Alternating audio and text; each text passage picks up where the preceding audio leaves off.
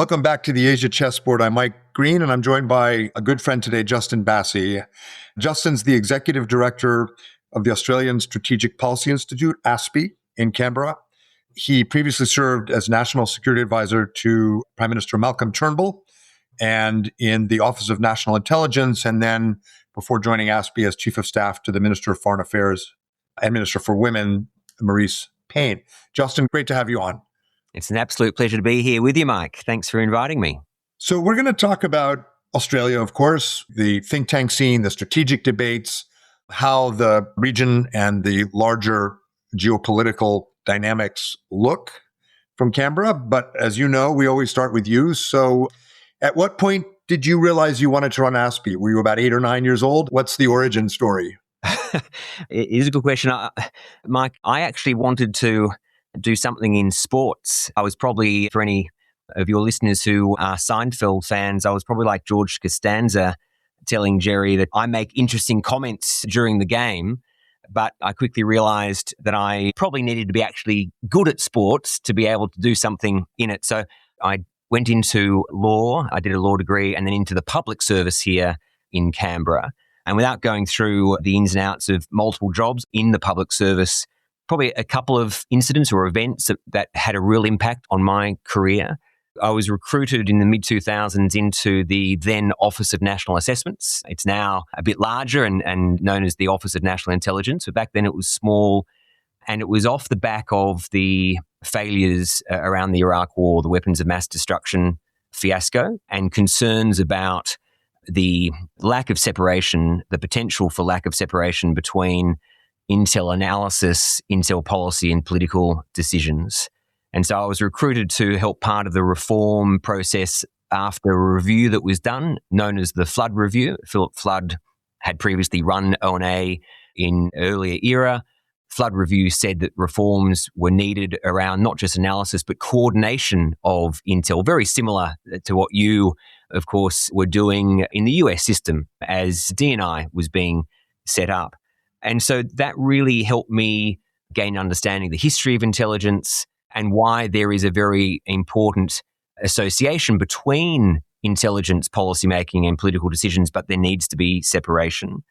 And then skip, I suppose, another 10 years down the track or so, or a few years down the track, by 2013, I was working on cybersecurity policy and the Snowden disclosures hit. And at the time, it felt existential. We had effectively a whole lot of our classified material, not just Australia, the Five Eyes. Obviously, the Americans were having a number of conversations with European partners who were a little bit displeased. We had significant disruption of our relationship with the likes of Indonesia here. And for a little while there, it was, well, how are we going to recover? And a few months later, there was a change of government here in Australia. Tony Abbott became the Prime Minister. Our mutual good friend, Andrew Shearer, became the National Security Advisor to Prime Minister Abbott. I was, because of that knowledge of cybersecurity, was asked to be the National Security Advisor to the then Attorney General. And at the time in Australia, the Attorney had responsibility for national security policy. And it was, whether it was right time, right place, or maybe it was wrong time, wrong place, within a few months of thinking that Snowden and tech and cyber was going to disrupt everything, Islamic State rose at the end of 2013, and we were back into an era of terrorism and counter-terrorism. So those events sort of really impacted my career. I then had the opportunity to, when Prime Minister Malcolm Turnbull became Prime Minister in 2015, to be his national security advisor. And I think to his credit, Mike, it was his willingness to shift in a couple of security policy areas. One being to recognize that we had to get out of only having one top security threat. Cold War, all about the Soviet Union. Post-Berlin Wall became about Al-Qaeda, counterterrorism, ISIL, Islamic State, counterterrorism.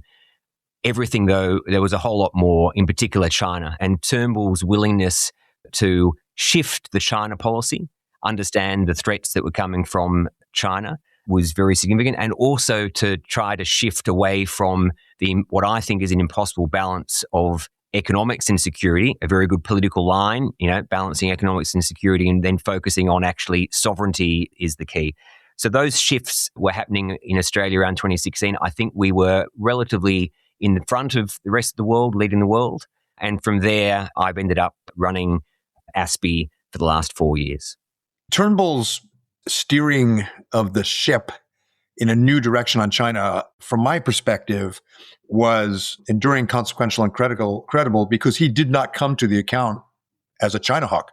Quite the opposite. I interacted with him in various events before he became prime minister, and he took on me and Kurt Campbell in one incident for our foolish framing of China as a threat when it was an opportunity because he'd been a banker there. And I think on the Huawei issue with Mike Burgess and hiring you and Andrew, he was, I would say, intellectually very honest about what he saw. But from what I gather from Mike Burgess, from Andrew, and from what you're saying, you had to convince him. And that took a pretty rigorous, I bet you used all of your litigation skills from the law to get through that. Yeah, look, it was interesting because coming out of the Intel community, definitely when Turnbull became PM, there was no doubt rumblings in the Intel community about what type of prime minister would he be in relation to Intel and security. And for those listeners who don't know his background, he's an interesting person because he's not a typical politician. He came to politics late in life, a little bit like Donald Trump, with a cynicism of the establishment. And Malcolm had very successfully prosecuted as a lawyer back in the day at one of very significant case known as the Spycatcher case against the UK government that was trying to prevent the release or the publication of a book that went into UK intelligence. So our Intel community was looking at a person who had come out of the business world, had interactions with China, was very focused on the technology and finance, with a bit of cynicism of, well, to what extent does the Intel community help? And I think a couple of things meant that, yes, you're right, there was some convincing to be done, but why were we able to be convincing was because he was had an insatiable appetite for reading and understanding the facts. So he read the Intel, remembering that he had not been on the National Security Committee before becoming Prime Minister. I think it's an advantage for Prime Ministers if they've been able to sit on the National Security Committee. But when he had access to the intelligence, he read it, he saw the problems. And, the old saying of when the facts change, I change my mind. Well, he did. I think his understanding of technology ended up helping. Instead of it being a technologist rather than a security professional, he actually understood the power of technology. And so from a cybersecurity perspective and a 5G perspective, Mike, he effectively, even though I and a couple others are the ones advising him on it, he very quickly gained far more technical knowledge on it than we had. And he saw the threats. And yes, his willingness to hire people like John Garno and to really understand the credibility of people like Andrew Shearer who'd been in the system. So all of that, and of course, Mike Burgess and many others. But yeah, it meant that it didn't take long because he saw the facts. What is worth noting, and I think it's a lesson for all politicians, all leaders, in 2016, the number one security threat to Australia were the implications of Islamic State, which had risen by then and was causing immense security threat to Australia, despite the fact that its operations are out of Syria and Iraq. We had a disproportionate number of young boys and girls seeking to leave the Australian shores and go to the caliphate. We're still seeing the impact of that today. We had operations out of Syria and Iraq attempting to commit terrorist acts in Australia. We had what was known as the Lindt Siege in 2014, that there were a series of attacks and attempted attacks that would have been devastating. In amongst that, Prime Minister Turnbull agreed to that shift on China policy, even though, Mike, the public wasn't calling for it, so he didn't wait for the social license. And really, the policymakers at the time, they weren't demanding it either. He saw the threat coming out of the intelligence community, and I think this goes to why the intelligence community is so important, to see what the strategic threats are, what the trends are, what the emerging issues are. He saw it and was willing to move in 2016 on China policy and look at foreign interference, a phrase that we didn't use then but is now common knowledge now. That willingness to move in 2016 kept Australia in good stead. He didn't wait for the crisis to hit.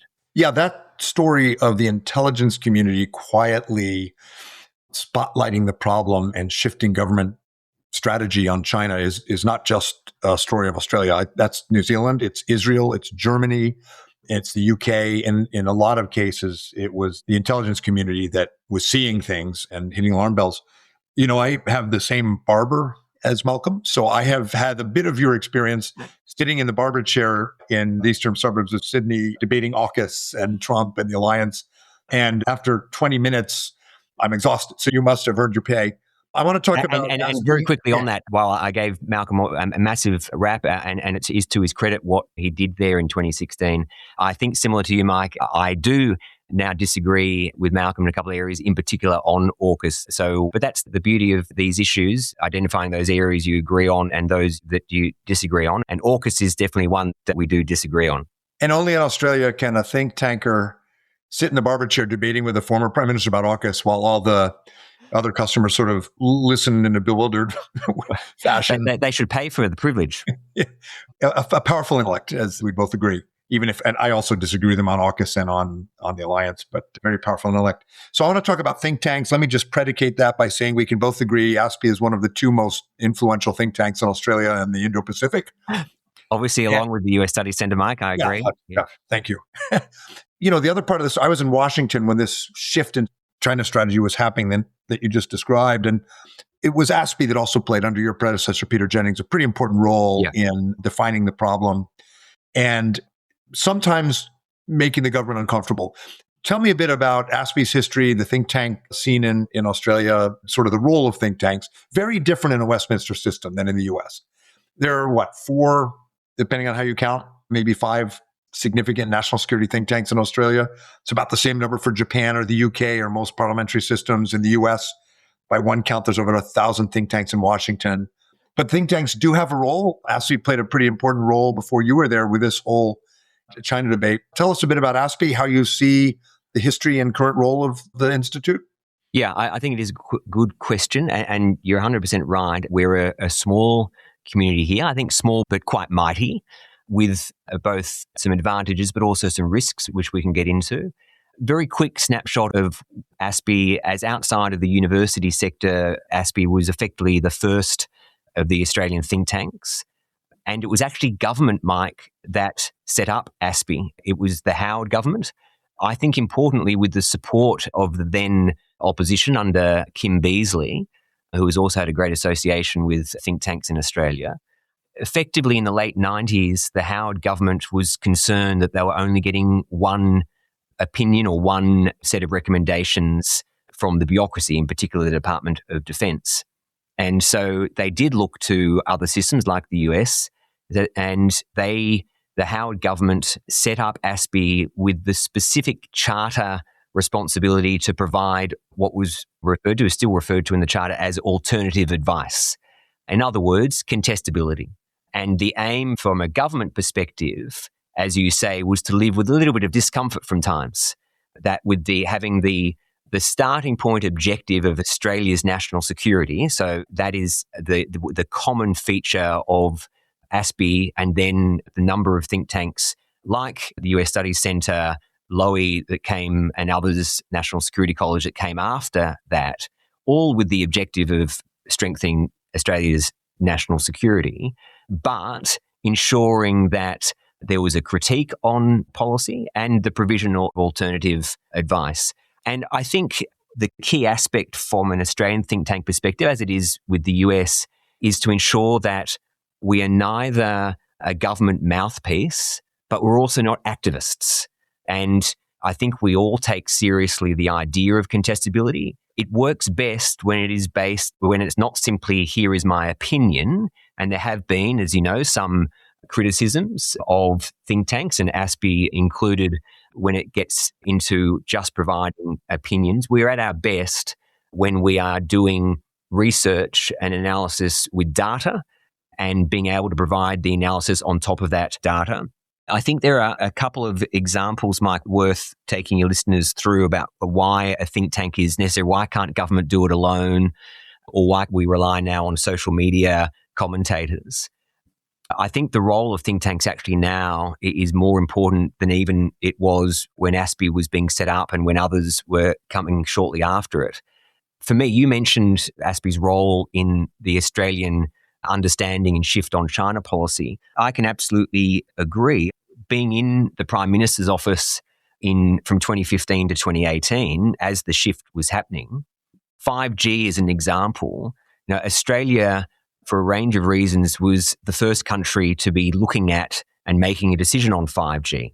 And from my perspective as the Prime Minister's National Security Advisor, we had great advice, fortunately, from the intel community, the Australian Signals Directorate, when Mike Burgess was its Director General, also out of the Office of National Assessments at the time, turning into the Office of National Intelligence. But there were very few security professionals outside of government. The bulk of the people talking about 5G and telecommunications and the importance of telecommunications infrastructure were, of course, industry. And we had 3 industry leaders who were very focused on their own survival, and they were focused on what they needed to do to implement 5G at the cheapest cost possible. And so it was ASPI that I was able to look to as a civil society leader who was interested in understanding the 5G policy. And as you said, my predecessor, Peter Jennings, very much fostered that. People like Fergus Hanson and Danielle Cave, who were running the then Cyber Policy Centre, turning it into more of a tech security centre, they were the ones doing deep research into why there might be a difference between 4G and 5G and what China was looking to do across the world. So ASPI played a very important role there. Another very quick example, a former ASPI analyst, Albert Zhang, very good research and tech skills. He identified a few years ago a information operations campaign online where Beijing was using proxies online to sow discontent in the region about Japan's use of wastewater. Now, the beauty of the information operation that China was undertaking was that there was absolutely an element of truth. Japan's nuclear reactors, there'd been an issue. People were genuinely concerned. The information operation was very publicly not so much worried about or trying to cause problems within Japan itself, but looking to cause problems between Japan and its regional partners, taking advantage of the fear in the Pacific that they've always had with nuclear issues, and looking, of course, to cause problems between Japan and South Korea, just at a time that the US system was trying to bring them importantly together. And Albert was able to show publicly what was happening. Now, did the Australian and other intel community analysts, were they aware? Probably, may have been. But why is that an example I use? Well, it was the open source think tank that was able to ensure that the public was aware of what this threat was in a way that government can't do. And for me, Mike, you and I have talked about this before. A key role of a think tank is not to be a shouter at clouds or an activist, but at times we can and need to go further than what government can do, because governments naturally have to use discretion not to upset their diplomatic relationships.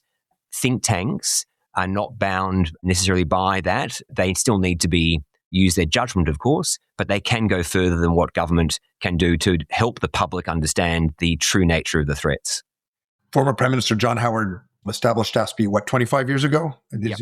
Yeah. And then 5 years later established my institute, the U.S. Studies Center.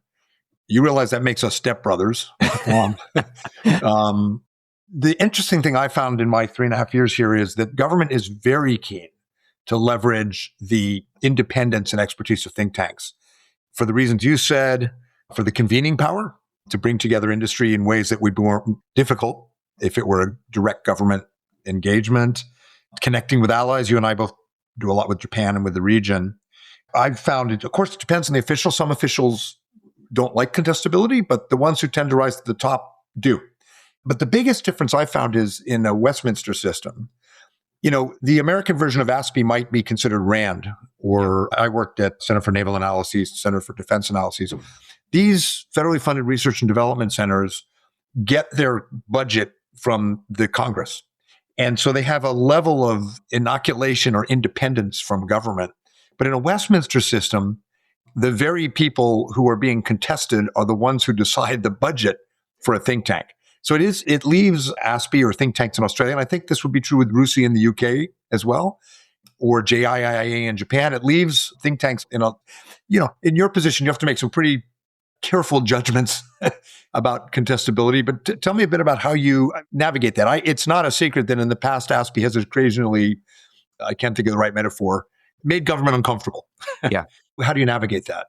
Yeah, I mean, it's a really good question. And you're right. I think, particularly for your American listeners who might have a greater understanding of the philanthropic ecosystem that exists within the US, that doesn't really exist here. I think we've got in the think tank system here, Lowy, of course, is probably the outlier, where the Lowy family, Frank Lowy, invests in the Lowy Institute to his credit, and that's great. But the bulk of the funding for the other think tanks, and including ASPI, comes from government. So the very stakeholder that we have been set up to critique, not to abuse, but to critique. So you're right, from time to time over the years, ASPI has, and other think tanks as well, but ASPI has created some discomfort for government, whether it be in relation to China policy. I remember being in government at the time when the Port of Darwin was leased by the Northern Territory government, and ASPI was very vocal about that. ASPI and others have been very vocal about our shipbuilding history for a long time. And of course, we have had some discomfort within government circles on a product that ASPI calls the cost of defence, which effectively analyses the defence budget each year. How to navigate it is an issue. I mean, and you will have a view on this. The last 4 years, Mike, our think tanks, along with, and you'll correct me if I'm wrong, but there was a review that was set up in the back half of 2022, known as the Varghese Review, looking at think tanks. And interestingly, it effectively looked at 6 think tanks that were viewed as having a focus on security. That shows you how small the think tank community here is in Australia.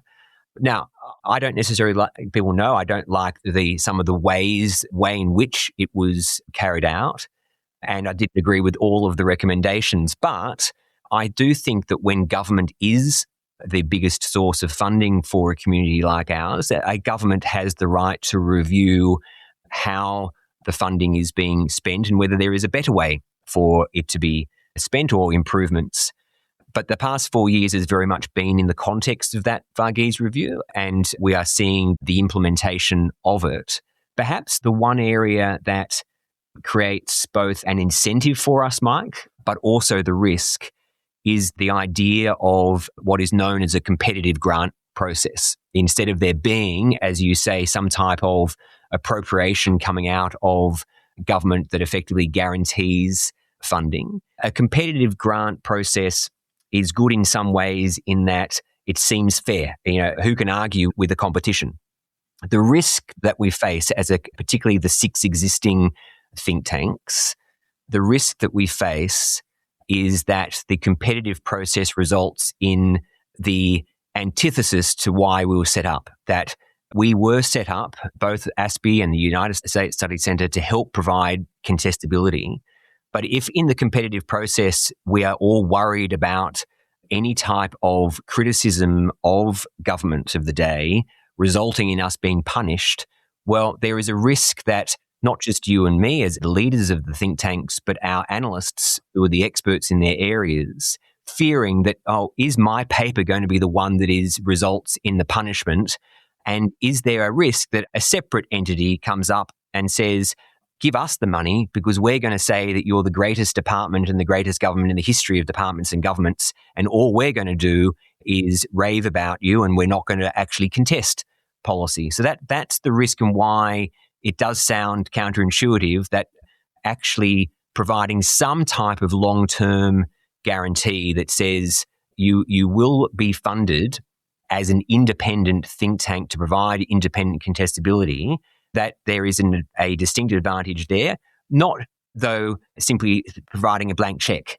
My issue, I think, with the review is that rather than saying to think tanks, you're going to cannibalize each other and you're going to go from the healthy competition to try to work out how you're going to get your piece of the pie and over potentially someone else. I think they could have gone the reverse to say that our ecosystem actually needs, in the environment that has shifted to concurrent and cascading national security threats with wars all around us, war in Europe, war in the Middle East, tensions in South China Sea, tensions over Taiwan, in cyberspace, we're going to provide the trust and confidence that this ecosystem has funding, but we're going to hold you all to account. We're going to provide initial directions where we're going to tell you what the priorities are with this funding, but the judgment and the assessment is yours. And for me, Mike, I go back to I did a couple of different stints, but my stint helping the reforms of the intel community in the Office of National Assessment post the flood review, the Iraq War, one of the elements that we looked at and that was important to look at was that the Office of National Assessments actually has a piece, it is under individual legislation, that provides the O&A analysts with independence of judgment. The issue there is, though, they're not independent of government and they're unable to choose their own priorities. O&A and now O&I have to work to the priorities set by government, but their judgment. So if the government says Botswana is now our top priority, our intelligence agencies, O&I, has to examine Botswana, but the assessment of Botswana is where the independence is, that government can't say what the assessment is. And I think that's where they could have gone, Mike, with the small number of think tanks and to try and actually promote a bigger ecosystem and incentivize more think tanks to come on board by saying we're going to invest in this important ecosystem, but we're still going to hold you to account. I don't know if you agree with that. Well, you make some very important points. And since we are going into a competitive bid process, I would just say from our perspective, we're very, very happy with the government and have no complaints whatsoever. Of course, I'm joking. Look, from my perspective, the review done by Peter Varghese, the former Secretary of Foreign Affairs, came out in about the right place. But you're right, there's a tension. The government, when so much funding is from the government, it's about a third for us and significant for all of us, the government is right to expect improved governance. You mentioned earlier that ASPE and our center and others have sort of been sometimes guilty of cranking out commentary without data and analysis and actionable insights. And so on the one hand, you do need to have the review made sense and you need to hold centers accountable. But you're also right that it would be important to preserve the ability of these institutes to do contestability. De Tocqueville, I'm not sure how famous de Tocqueville is in Australia, but in the US, everyone studies him, this French intellectual who traveled to the US early in the 19th century. And he wrote that, among other things, sort of in his book on democracy, he wrote, looking at the US, that democracies will be incapable of grand strategy because they're too dysfunctional, too much contestation, too much openness. But I think history shows that democracies have prevailed again and again, precisely because of that contestability and that ability to have independent criticism of government policy and the agility. And very often, when I wrote my history of U.S. strategy in the Indo-Pacific, not always, but very often, the adjustment and rapid adjustment to new circumstances came from that contestability, and especially from think tanks. So you don't want to jeopardize that. And it is a tension. But as I said, we're very, very happy. It's a good debate. I hope they're having this discussion, and I think they are, within government, within the Secretary's Committee. I hope so too. And I do think that there are, Mike, really important reasons to always review different sectors, particularly when we are talking about a heavily funded system community by government. And from my perspective, we probably, Mike, from an ASPE perspective, wouldn't have looked at ourselves and asked what is working well, what is not working well, where do we need to get to if the review hadn't happened. That there would have been it's business as usual. A very quick example, we looked at our business model because all of a sudden there is a new risk to funding. Rather than just saying we're just going to do what we always have done and hope, we looked at our business model and we identified that we have a couple of really data-rich, IP-rich initiatives that we refer to as trackers, including a China Defence Uni tracker. And we tested it through a subscription model, a paywalling. And we wouldn't have, I think probably we would have got there eventually, but I think the review expedited a good look at our systems as a whole. And I think from a governance and a financial perspective, I think ASPI and no doubt all the 6 who are involved are better off for it. I think that's right. We're going to lose our audience if we keep talking about ourselves, but really interesting. And thank you for being very open about it. When I worked briefly at the Center for Naval Analyses, which supports the U.S. Navy, my dad used to joke to our relatives, that my job at the Center for Naval Analyses was to contemplate my belly button. But we don't want to do that. We need to talk about the regional dynamics. And a good segue would be to ask you your view of the 2026 National Defense Strategy. One of the things ASPI's always been well known for is providing context, sometimes criticism, when the government puts out budgets and defense strategies. This just came out a few weeks ago. The Deputy Prime Minister and Defense Minister Richard Marles introduced it at the National Press Club.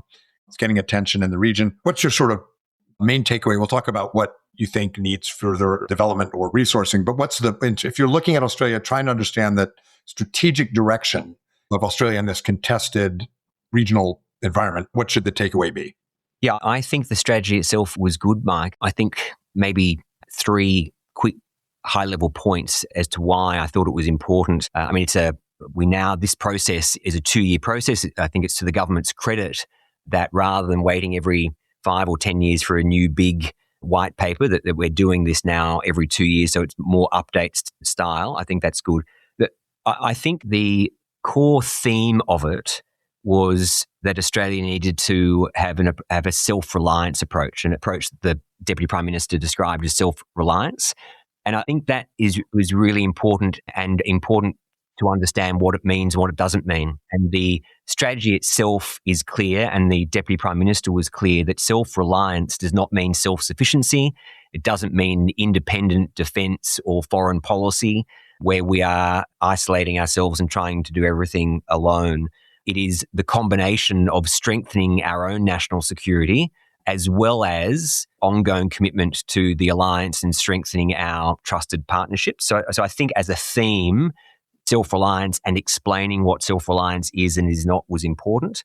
I also think that it was to the government's credit and the strategy's credit that it did call out China as the core strategic threat. I think probably a difference from what we've seen for quite some time. And I think very important to be upfront with the Australian public that no matter what the trade relationship is, that unfortunately our largest trading partner is our core strategic adversary. And then related to that, I think what was almost an impassioned plea or a strong advocacy in the strategy and by the Deputy Prime Minister was the reason why the Australia-US alliance, why the alliance with the US is of fundamental importance to Australia. And the reason I think it was really necessary for the strategy and the Deputy Prime Minister to perhaps hone in on the importance of the US in a way that previous strategies didn't feel the need to was because as you know, Mike, polling shows that you've done, others have done, that the Australian public does not view positively the US administration and their concerns with the unpredictability of the US administration. So within that context of when the public is sensing some concern with the US, and it's not necessarily the first time, during the Iraq War, there were plenty of issues as well. But in that context, for the strategy and the Deputy Prime Minister to say the alliance is our security foundation, I think that was important and also separated us, Mike, from perhaps the approach and the model that Prime Minister Carney, Canada's Prime Minister Carney, has espoused. I think it importantly didn't criticise Prime Minister Carney or get stuck into Prime Minister Carney, but clearly separated Australia from Canada to say that Australia does not have the same strategic circumstances as Canada and we need the US in this region. So I think for me, those elements, self-reliance, the threat emanating from China and the importance of the US alliance were the 3 takeaways from the defense strategy for me. I thought his presentation at the press club was very strong. And it does put Australia, for obvious geographic reasons, in the same camp as Japan or Korea.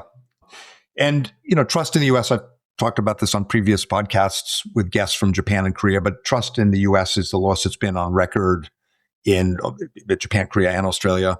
Actually, not in Korea, interestingly. But the more important point is support for the alliance is steady in polling in Australia, and in Japan and Korea, it's way up actually.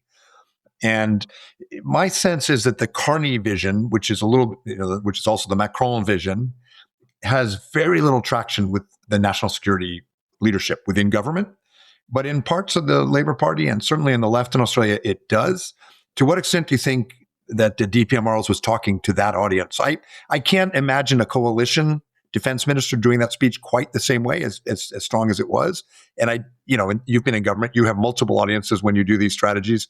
It did seem to me that a very important audience for that speech was the Labour Party itself and their supporters. Is that fair?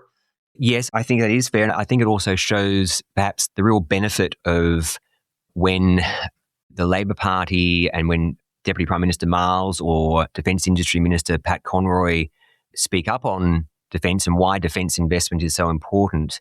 It is speaking to a slightly different audience of people who might more naturally say, oh, well, the Conservative government just always wants to focus on national security. So maybe I'm going to not take notice of a Conservative politician say that security and defence is important when the progressive side of politics says that there are national security threats and defence investment is important. Then more people do listen. I think that's again why the need for all areas of society, Mike, government, industry and civil society to speak up is important because people are getting their information and their news from different sources and they're relying on it. Some people only want to rely on government information feeling like that is going to be the facts. Others have an extreme cynicism of government and want to hear it from the private sector.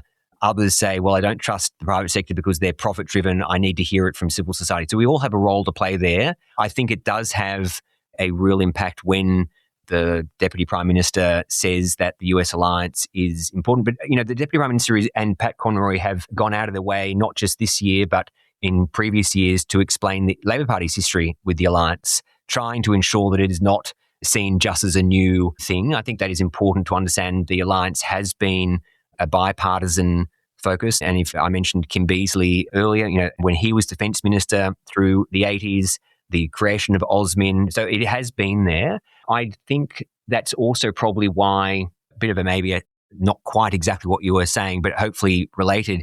AUKUS, Mike, I think there is a strength in the fact that the creation of AUKUS in 2021 happened under President Biden, that it was not simply a group of what people viewed as conservative hawks coming together and saying we need to work together.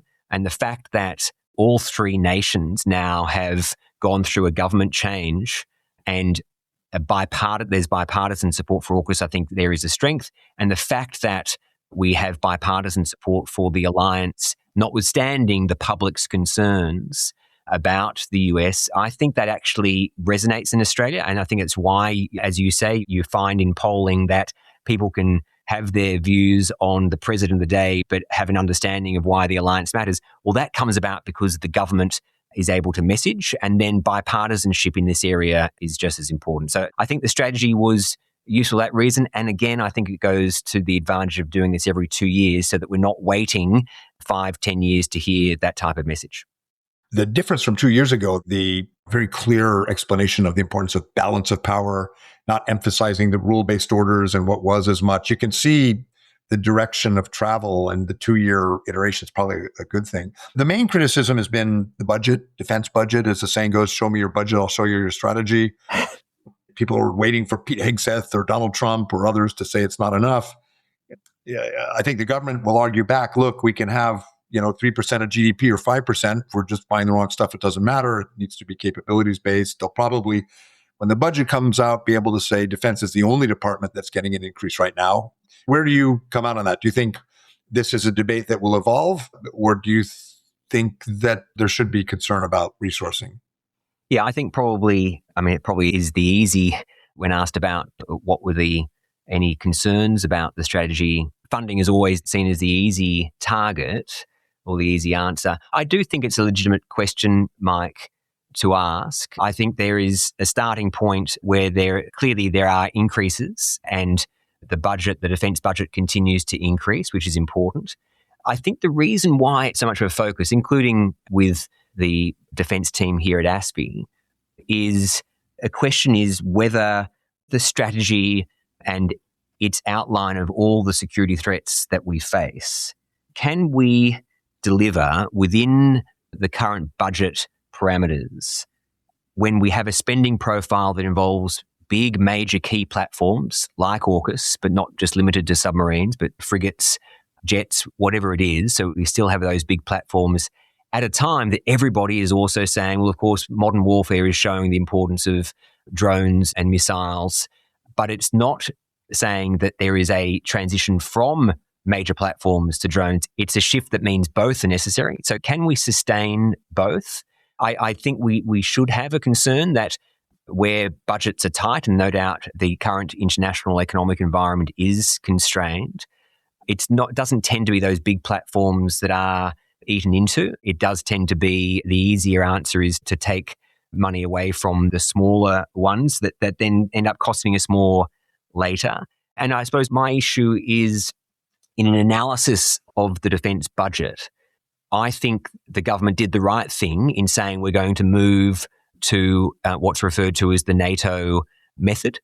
And they said under that NATO method, we're at about 2.7, 2.8% now, and our aim is to get to 3% by 2033. Now, I think it's useful for all of us and the public to not have different models and to say, okay, when Australia talks about spending on defence, it's the same as the US and Europe, and we get to, I suppose, compare and contrast.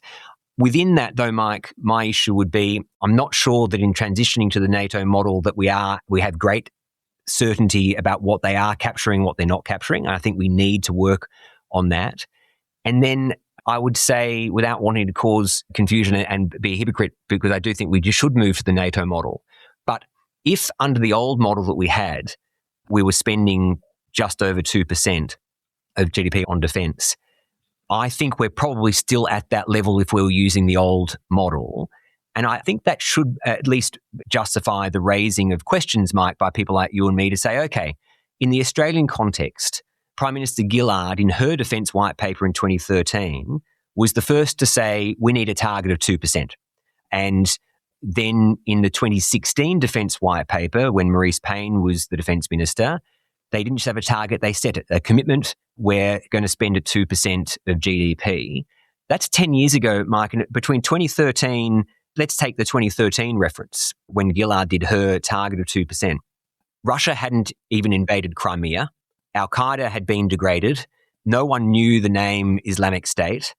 Cyber wasn't really a thing. And we were all, Australia included, racing towards free trade agreements with China. So if 2% was necessary then in 2013 as a target and 2% was absolutely a commitment needed in 2016, Mike, 10 years on, we have so many more threats. We've still got terrorism. Australia just suffered its worst terrorist act in December in history. We've got war in the Middle East. We've got war in Europe. We've got more tensions in the South China Sea and over Taiwan. We're constantly facing cyber attacks. So if we are still spending the same amount, while we have also entered into our biggest defence procurement in history in AUKUS, then I think at least raises the question of, are we spending enough to meet what are the real and emerging threats? And my issue is, I think, Mike, that the lesson out of Europe that we should be taking is not simply at the capability one of, well, that shows how important drones are. I think it shows how important deterrence is, and that Europe and NATO lost the ability to deter Russia. And then Russia miscalculated with its invasion in 2022 of Ukraine. That's got to be the lesson for us in this region. And how do you deter? Well, you deter by what the strategy says, increasing our own capabilities, committing to the alliance, working with partners like Japan, and that takes investment. I think there's an open-ended question, Mike, as to whether we are investing enough now. And I do think there is an opportunity for us to be able to message the Australian public to say, even in these constrained economic times, spending more now will actually end up have us spending less later because we're more likely to avoid the crisis, or unfortunately, if deterrence fails, we'll be better prepared for it. I think I would agree with that. But of course, for think tanks like ours, the real responsibility is to look at this capabilities question and from the bottom up almost answer the question, do we have the interoperability, interchangeability, command and control structures with allies and partners? Do we have the secure supply chains for the defense industry? Do we have munitions? Do we have the right concept of operations? I think it's incumbent, frankly, on our two institutes, probably more than any others, to do that analysis of what delivers deterrence and the new-ish concept of deterrence by denial in this theater. And I know you're doing that work and we'll be doing more as well. Last quick question. You and I are in general agreement, and I don't think there's going to be a debate about resources and language and rhetoric and how you frame these things, but there's not a huge difference between the two sides of the political spectrum in Australia on these questions. The AUKUS moving from Morrison to Albanese, from Biden to Trump, I think is some evidence of that. But there are a lot of debates in Australia. And if you were just reading the newspapers, if Americans who come here, Japanese who just read the newspapers think, holy cow, there's an enormous debate about Australia's strategic future. Or if you're an academic in the US, you tend to read Hugh White's China Choice or Sam Rogovin's Echidna Strategy or other things which advocate some form of Fortress Australia or, alliance with Indonesia, other things that I think you and I find somewhat fanciful, but resonate with Australian readers, especially on the left, a little bit on the right, but especially on the left. But as you and I know, that's not really where government right now is looking for strategy. But what's your sense of the durability of the consensus that you and I both see about Australia's defense strategy, alliance with the US? The three things you picked up in this defense strategy: the US, deterrence capabilities, and indigenous or sovereign capabilities. How durable is that? Setting aside the intellectuals in the commentary class, how durable do you think it is politically? I think that we've probably part of what happened 10 years ago, Mike, in the shift that you and I refer to as a bit of the shift in China policy in Australia.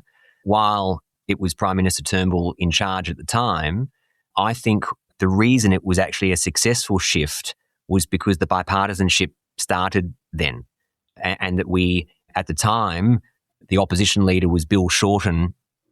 And, frankly, as I said, because the public wasn't clamoring to stop the foreign interference or the cyber attacks from China or worried about what we were seeing in the South China Sea, the opposition then could have said, well, we're going to say this is all politicization of national security. But to his credit, Bill Shorten and his then opposition also got the briefings and said, yep, we're going to join you on this. I think that also to the credit of people who were on a parliamentary committee known as the Parliamentary Joint Committee on Intelligence and Security, which is, I believe, still the only parliamentary committee that only has the two major parties on it. I think it's been to its great advantage over the years. So I think bipartisanship began then. And look, bipartisanship doesn't mean, I think it's really important, bipartisanship doesn't and can't mean just the opposition of the day giving the government of the day a blank check and saying, well, we're going to back you in. It needs to be that Australia's national security is the joint commitment.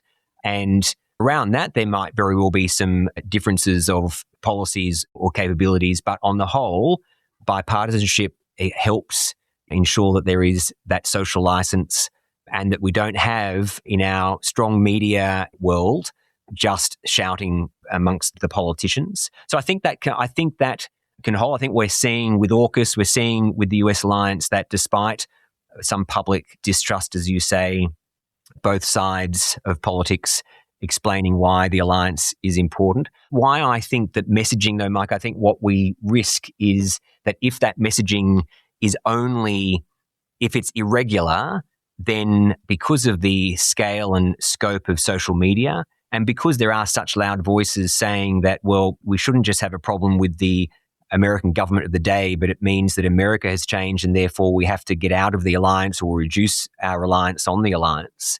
I think it is then incumbent on the government of the day as the leaders. They've got to take charge of it. But everybody in the national security community, including the intel agencies, the security secretaries, the departmental secretaries, to be voices to the public to say, why are we investing in security and why are we investing in the alliance? I think to answer your question around people like Hugh White and Sam Roggeveen, and also someone like Malcolm Turnbull, who is perhaps one of the strongest voices saying that the concerns with the US means that we should get out of the submarines deal with the US and we can't trust the US as much as we did before. I think the resonance in some areas of Australian society might means that they can't be ignored, and we can't have a philosophy of saying, well, we're not going to give credence to that view. I actually think we need to look at it a different way to say that, yep, you and I, Mike, we disagree with those who argue that we should take a Fortress Australia approach and only worry about the threat of an Australian invasion. That's not where the threat is. It's not what you and I are focused on. Rather than ridiculing it, I think what you and I do is to try to say, well, here's why we actually think that it's relevant to discuss, and here's the argument against it. And so from a Turnbull perspective on AUKUS, when he goes out there and says, I love America, he lives part of his time in America, and he is a believer in the history of the alliance, and then he says, but I think we've got a concern with President Trump and AUKUS actually reduces our sovereignty, the risk is that people say, oh, well, that makes sense to me. So we've got to be willing, Mike, to argue against it and to listen to it to say, well, how do we improve our messaging? And for me, I think we need to do a better job of saying to those critics of defence policy or the AUKUS partnership, rather than just saying you're wrong or ignoring you. And a key example for me on the AUKUS partnership is that rather than reducing our sovereignty, I think it's pretty clear that it strengthens our sovereignty. It gets us access to the best capability in the globe. And the argument that, well, that the president of the day has a veto power and it has to decide whether to provide us with the Virginia-class submarines, which is the second part of the AUKUS pathway, and therefore, we don't like President Trump and trust President Trump, therefore we've got to go back to the French. Well, Mike, the argument there could be it is at least credible or possible that in a future French election, Marie Le Pen's party might have some power in France. Are we going to skip every time there's an election and say, well, we don't like democracy because it gets us someone who we might not have as much of a direct relationship with, so therefore we've got to change every election? I think the answer has got to be that institutionally, Australia and the US have such strong foundations, intel to intel, military to military, and that there are so many strengths there that we get through the particular administration or government of the day. I think the Australian system knows that, and I don't think I see that changing. I agree with you. I've engaged the critics of the alliance with America in Japanese and Korean, and I think I can do it in Australian, although it is a harder language. This is a great discussion. Look, to our earlier point, we can't urge the government to allow contestability with institutes like ours without accepting contestability from the other flank who are even more critical of the government. Yeah. Really good discussion. Keep up the good work at ASPE. Not too good. We need a fair fight, but keep it up. And thanks very much, Justin. It's been a great discussion. Mike, thanks for the opportunity. I look forward to returning the favor and bringing you on Stop the World. Excellent.